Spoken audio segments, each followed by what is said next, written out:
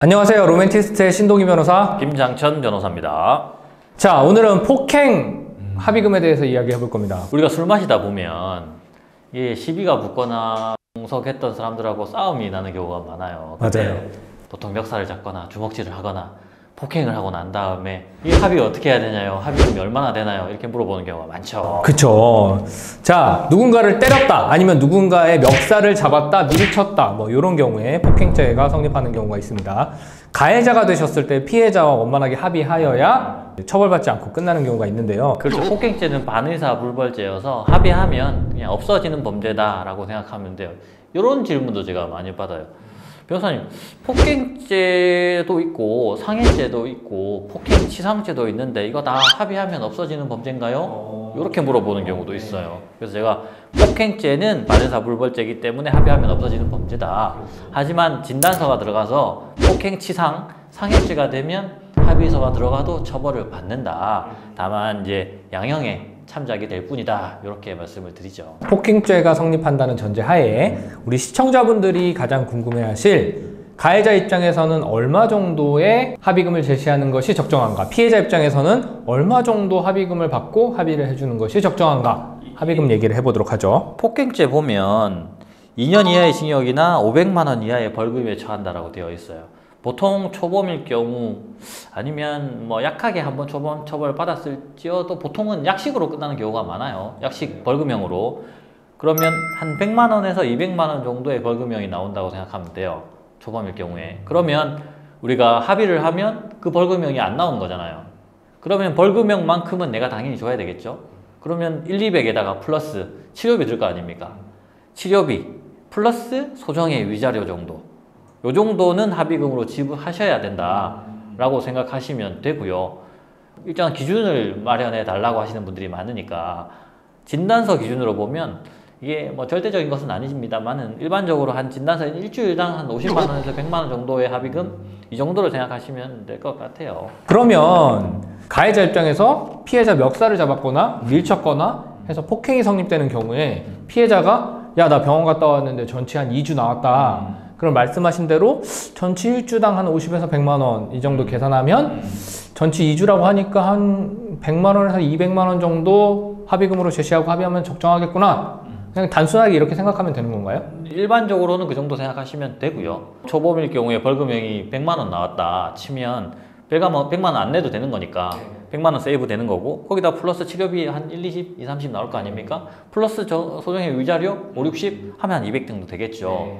물론 그렇게 합의하는 게 굉장히 중요한데 진단서가 제출되면 폭행치상 내지는 상해죄로 들어간다고 했잖아요. 이거는 합의를 해도 없어지는 범죄가 아니에요. 합의를 해도 처벌을 받는단 말이죠. 통상적으로 폭행치상이나 상해죄로 들어가면 구약식 경우가 보통 한 5, 600 정도로는 나옵니다.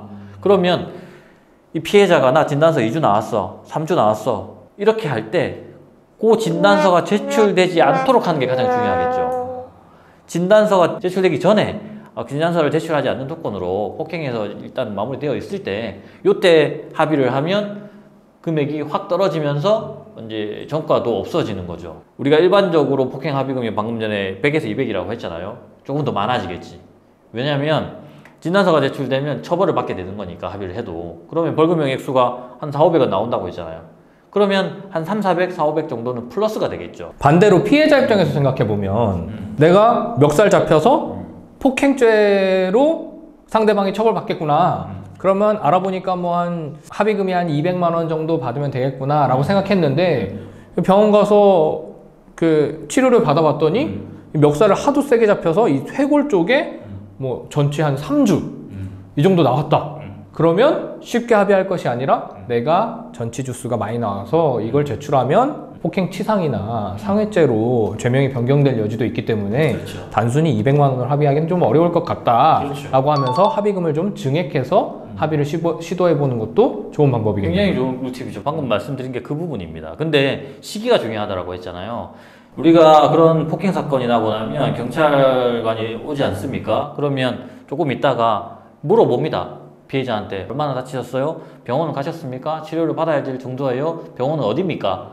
까지 물어봐요. 그러면 이쪽에서 진단이 만약에 한 3주 나왔다라고 하면 제가 한 진단 3주 나왔어요 말을 하는 순간 진단서를 제출하지 않아도 경찰관은 그 해당 병원에다가 진단서를 요구할 수 있습니다. 그러면 폭행이 폭행치상으로 그냥 넘어가는 거예요.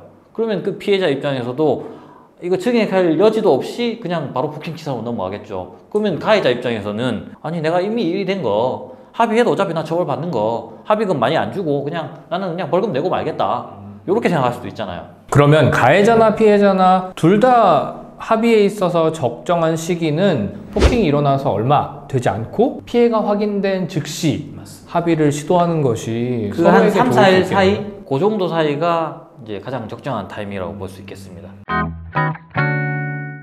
자, 오늘은 술자리에서 멱살을 잡거나 좀 기분이 나빠서 상대방을 밀쳤거나 손가락질해도 맞아요. 삿대질만 해도 폭행이죠. 네. 이렇게 폭행죄가 성립하는 경우에 가해자 입장에서 혹은 피해자 입장에서 얼마 정도의 합의금을 책정하여 합의를 하는 것이 적정한가에 대해서 이야기를 해봤습니다. 폭행하는 일 없이 안전한 술자리 그럼요. 하시길 바라겠습니다. 오늘은 여기까지 말씀 나누겠습니다. 감사합니다. 폭행하시면 안 됩니다.